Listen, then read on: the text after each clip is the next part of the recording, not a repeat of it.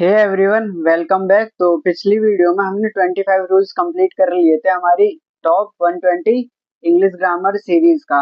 और इस वीडियो में आगे के 5 रूल्स आपको कंप्लीट करवाऊंगा। तो अब हम अपनी वीडियो को शुरू करते हैं। तो सबसे पहला जो रूल आता है यानी रूल 26, वो है use of despite and in spite of. तो देखो इसका कॉन्सेप्ट क्या है। दोनों ही जो है despite and in spite of, इनका मतलब होता है विदाउट बीइंग अफेक्टेड बाय, मतलब के बावजूद, but they are followed by a noun pronoun gerund not a clause. तो मतलब, और ये किसके, इनके बाद क्या आता है, इनके बाद नाउन आता है, प्रोनाउन आता है, या फिर जीरंड आती है। और जीरंड क्या होता है, वो नाउन की ही एक फॉर्म होती है, वो मैं आगे चल के आपको बता दूंगा। और इसका स्ट्रक्चर क्या होता है, स्ट्रक्चर होता है डिस्पाइट के साथ क्या आता है, नाउन प्लस वर्ब। और नाउन और वर्ब में भी कौन सी फॉर्म, आईएनजी वाली फॉर्म। इन स्पाइट ऑफ में भी क्या आता है, नाउन प्लस वर्ब की आईएनजी फॉर्म। इसमें आप एक चीज देखना कि हम कोई भी preposition,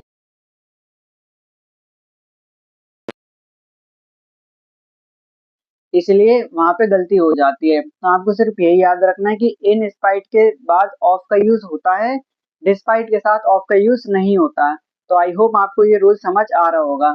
for example, despite working hard he failed, मतलब हार्ड वर्क करने के बावजूद भी वो फेल हो गया। Then in spite of the rain they played, बारिश हो रही थी फिर भी वो खेले। तो आई होप आपको ये वाला रूल समझ आया होगा। देन उसके ऊपर error spotting, despite of working hard he could not pass. तो देखो पीछे अभी जस्ट मैंने आपको बताया था कि अगर इन स्पाइट होता है तो उसके साथ प्रेपोजिशन ऑफ आता है, पर डिस्पाइट के साथ ऑफ नहीं आता। तो इसलिए यहाँ पे जो डिस्पाइट है इसके साथ जो ऑफ है वो हम काट देंगे। तो ऑप्शन ए में हमारा एरर है। देन जो हमारा नेक्स्ट रूल है वो है use of although and but. तो देखो इसका कॉन्सेप्ट क्या है, ऑल्दो जो है वो ऑलरेडी कॉन्ट्रास्ट शो करता है, यानी कि कंपैरिजन शो करता है। सो इसके साथ बट जो है वो अननेसेसरी लगता है, इसलिए हम इसके साथ बट यूज नहीं करेंगे। और इसका स्ट्रक्चर क्या होता है, ऑल्दो एंड प्लस क्लॉज, यानी जो भी सेंटेंसेस है। नॉट ऑल्दो बट ये वाला नहीं होता। एग्जाम्पल के लिए इनकरेक्ट कौन सा है, although he is poor but he is honest. तो ऑल्दो के साथ हम बट यूज नहीं करते। क्यों नहीं करते, क्योंकि बट जो है यहाँ पे एक कंजंक्शन की तरह काम करेगा, वो अलग अलग सेंटेंसेस बना देगा, और हमें अलग अलग सेंटेंसेस नहीं बनाने। तो करेक्ट क्या होगा, although he is poor he is honest. वो गरीब है पर वो क्या है, ऑनेस्ट है। तो आई होप ये वाला रूल भी आपको समझ आ गया होगा। अब इसके ऊपर error sporting, although he was tired but he continued working. तो ऑल्दो ही वॉज टायर्ड ये तो यहाँ पे ठीक है, पर यहाँ पे जो बट है ये गलत है, इस हम बट को हम काट देंगे। तो जो हमारा करेक्ट सेंटेंस हो जाएगा वो होगा although he was tired he continued working. तो ऑप्शन बी में हमारा क्या है, एरर है। देन उसके बाद जो नेक्स्ट रूल है वो है use of until and unless. तो देखो अनटिल और अनलेस दोनों ही मतलब टाइम बताते हैं। अनटिल टाइम बताता है और अनलेस जो है वो कंडीशन बताता है, यानी कि अगर इफ नॉट, मतलब अगर कोई कंडीशन है, अगर वैसा नहीं होता है तब हम यूज करते हैं अनलेस। और इसका स्ट्रक्चर देखो, वेट अंटिल ही कम्स। तो यहाँ पे अंटिल है, मतलब वेट अंटिल ही कम्स यहाँ पे टाइम के सेंस में यूज हुआ है कि तब तक वेट करो जब तक वो नहीं आ जाता। देन उसके बाद you can't pass unless you study, तुम जब तक पास नहीं हो सकते जब तक तुम पढ़ाई नहीं कर लेते। तो यहाँ पे देखो कंडीशन है, कौन सी कंडीशन है, अगर पास होना है तो तुम्हें क्या करना पड़ेगी, पढ़ाई करनी पड़ेगी। एग्जाम्पल के लिए, unless you finish the work wait here. तो यहाँ पे हमें टाइम का सेंस है पर इसके साथ अनलेस यूज हुआ है, जबकि हम अनलेस यूज नहीं करेंगे। और करेक्ट क्या हो जाएगा, until you finish the work wait here, जब तक आप काम नहीं कर लेते यहाँ पे इंतजार करो। आई होप आपको अंटिल और अनलेस का जो कॉन्सेप्ट है वो भी क्लियर हो गया होगा। देन इसके ऊपर एरर स्पॉटिंग।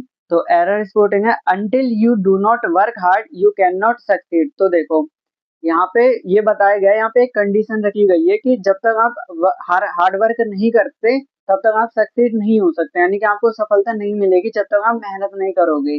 तो पीछे मैंने आपको बताया था कि अंटिल जो होता है वो टाइम के सेंस में यूज होता है, और जो अनलेस होता है वो तब यूज होता है जब वहां पे कोई भी क्या हो, कंडीशन रखी गई हो।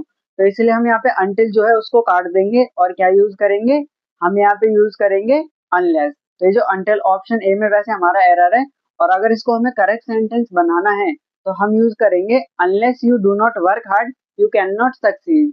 जब तक आप मेहनत नहीं करोगे तब तक आप सफल नहीं होगे। आई होप आपको ये वाला रूल भी क्लियर हो गया होगा। देन उसके बाद next rule use of so that and in order to. और इसका कॉन्सेप्ट क्या है, both express purpose but their structure differ. तो देखो दोनों पर्पस बताते हैं और दोनों सही है, पर उनका जो स्ट्रक्चर होता है वो थोड़ा अलग होता है। अब इन ऑर्डर टू के साथ हमारी क्या आती है, वर्ब आती है। सो दैट के साथ हमारा सब्जेक्ट आता है, फिर आता है कैन या कुड, मतलब कि modal verb. For example he works hard in order to succeed. वो मतलब हार्ड वर्क करता है सफलता के लिए, यानी सफल हो जाने के लिए। ही works hard so that he can succeed. वो मेहनत करता है ताकि वो सफल हो जाए। आई होप आपको ये वाला पॉइंट भी समझ आ गया होगा। इसके ऊपर error spotting, he studies hard so that to pass the exam. तो देखो he studies hard in order to pass the exam, यहाँ पे सही हो जाएगा। तो ऑप्शन जो बी है इसमें हमारा एरर है। देन उसके बाद next and last rule, use of neither and either. तो कॉन्सेप्ट है नाइदर जो होता है उसका मतलब होता है not one and not the other, मतलब दोनों में से कोई नहीं, ना ही ये वाला ना ही वो वाला। और इधर इधर का मतलब होता है वन ऑफ द टू, मतलब दो में से एक। अब स्ट्रक्चर क्या होता है, नीदर ऑफ, नीदर ऑफ के साथ प्लूरल नाउन आती है, पर वर्ब कैसी आती है, सिंगुलर वर्ब आती है। ईदर ऑफ के साथ प्लूरल नाउन आती है, सिंगुलर वर्ब आती है। आपको यही याद रखना है कि अगर नीदर ऑफ या ईदर ऑफ है तो उसके साथ वर्ब कैसी आएगी, वर्ब कैसी आएगी, सिंगुलर। और उससे पहले उसके साथ जो नाउन आएगी वो कैसी आएगी, प्लूरल नाउन आएगी। For example neither of the boys is ready. तो देखो बॉयज क्या है, प्लूरल नाउन है, और इज क्या है, सिंगुलर वर्ब है। Either of the answer is correct, मतलब हिंदी मीनिंग में बताता हूँ आपको दोनों सेंटेंसेस की। Neither of the two boys is ready, यानी कि दोनों लड़कों में से कोई भी रेडी नहीं है, ना तो ये ना ही ये। और either of the answer is correct, तो मतलब मान लो दो आंसर हैं तो उनमें से एक ही करेक्ट है। और एक, क्योंकि मैंने आपको बताया कि इधर का मतलब होता है वन ऑफ द टू, मतलब कि दो में से एक। और स्ट्रक्चर मैंने बता दिया, अगर नीदर ऑफ या आइदर ऑफ है तो इसके साथ प्लूरल नाउन आती है, फिर उसके बाद सिंगुलर वर्ब आती है। देन उसके बाद इस पे error spotting, neither of the student are interested in sports. तो मैंने बताया था जहाँ पे भी नीदर ऑफ का पेयर आपको दिखता है तो उसके बाद नाउन तो हमारा प्लूरल प्लूरल रहेगा, जो कि स्टूडेंट्स है, बिल्कुल सही है। और उसके साथ देखो वर्ब कैसी है, प्लूरल है, और यहाँ पे हमें क्या चाहिए, सिंगुलर। तो इसीलिए यहाँ पे क्या आ जाएगा, इज आ जाएगा। ऑप्शन बी में हमारा एरर है। Neither of the students is interested in sports, मतलब कि दोनों स्टूडेंट्स में से कोई भी इंटरेस्ट नहीं है, मतलब कोई भी रुचि नहीं रखता है स्पोर्ट्स में। तो आई होप आपको समझ आया होगा जो भी मैंने आपको पढ़ाया। चैनल को सब्सक्राइब कर देना, और जो आपकी फीडबैक है वो आप कमेंट में दे देना। तो मिलते हैं फिर नेक्स्ट वीडियो में, टिल देन टेक केयर।